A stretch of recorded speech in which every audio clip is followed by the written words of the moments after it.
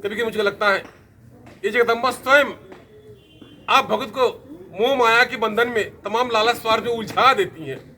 मेरे मन में कभी आता है जिस प्रकार से जब किसी माँ के घर में जब कोई बच्चा आता है तो विचार करें, जगदम्बा के द्वारा किसी बालक की मृत्यु लोक में भेजा गया, कन्या को धरती पर भेजा गया, जगदम्बा के द्वारा उसको धरती पर भेज दिया, किसी माँ के घर में किसी को भेज दिया गया, माता जी का कार्य खत्म हो गया, माता जी कार्य खत्म हो गया।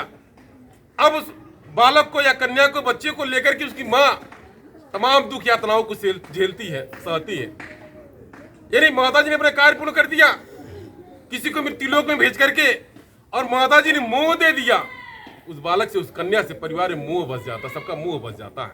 अब मोह बस किसी कन्या का बालक का जन्म हुआ, मोह बस परिजन लोग खुश होते हैं, माता जी अट्टहास करते हैं कि हमारा है, ये हमारा, कुलापन जाने कुल खुश होता है। माता जी ने दे दिया और मृत्युलोक के प्राणी, मृत्युलोक की मानव देखकर खुश होते कि हमार लड़कवा, हमार बिटिया, हमार बेटवा, हमार कन्या, हमार बालक, हमार फला। ये प्रकार से आपका नहीं है, वो जिसने दिया उसका है। माता जी ने अपना एक डोरी फेंक दिया और एक मोह के बंधन में आपको बांध दिया। वो तो जगत की जगदम्बा महामाया।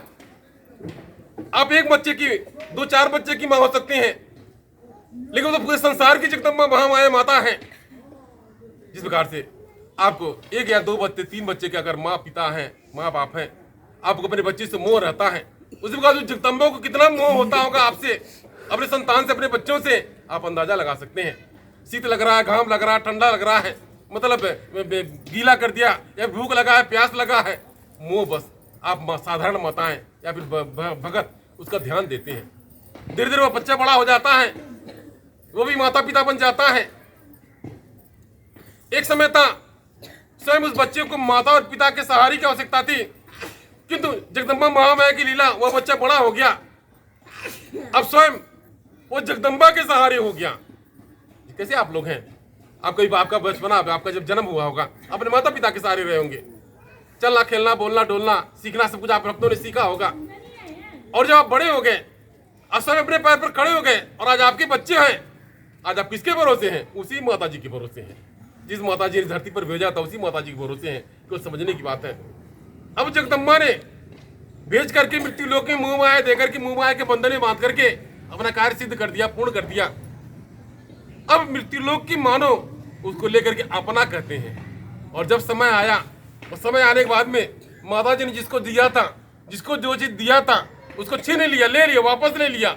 अब मनैया हाय करता रहेगा। जब मतलब 10 साल पर समय आएगा, जब 15 साल पर समय हो गया, 25 साल पर, 50 साल पर, 100 साल पर, जब जिसका समय आ गया, माता जी का धन था, माता जी ने ले लिया। इस तरीके से अगर ये तनाया आ जाए कि हमारा नहीं था, जो कुछ भी हमारा नहीं है, जो कुछ भी हमारा नहीं है, ये हमारा शरीर भी हमारा अपना नहीं है, सब कुछ माता जी का है, अगर इतना आ जा, किसी के दुख से दुख, मन में दुख नहीं होगा, किसी के दुख से मन में दुख नहीं होगा, लेकिन मोह बस, भ्रम बस, मनैया उसको अपना कह करके कि हमारा है, आपन है, इस तरीके से अपना कहता है और उसी मुझा रहता है। तो मेरे कहने का तात्पर्य यह था, आप भगत भ्रम बस नहीं उलझिए, सब कुछ जगदम्बा का, आपका कुछ नहीं है, कुछ भी आपका नहीं है, कुछ भी नहीं, अपना आपका बोलिए अपना नहीं है, तो दुखवा किसका, समस्या किसका? वही माता जी का।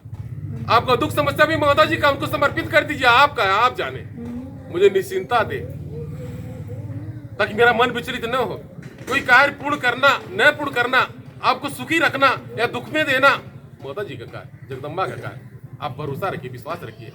अगर आपको आवश्यकता होगा, जो जरूरत होगा, अगर माता जी समझेंगी, जानेंगी, आपको प्रदान करेंगी। अगर नहीं जरूरत होगा, नहीं पता, इतना विश्वास रखिए, आपकी भक्ति कभी विचलित नहीं होगी, आपका विश्वास कहीं डगमग नहीं होगा, आपको कोई खंडित नहीं कर पाएगा। कितना भक्ति का परीक्षण हो, आपको विचलित नहीं कर पाएगा। आप सत्य धर्म के मार्ग पर चलते रहेंगे, यानी किसी प्रकार से कोई भटकाहट नहीं आएगा। ये माता जी का महामंत्र है।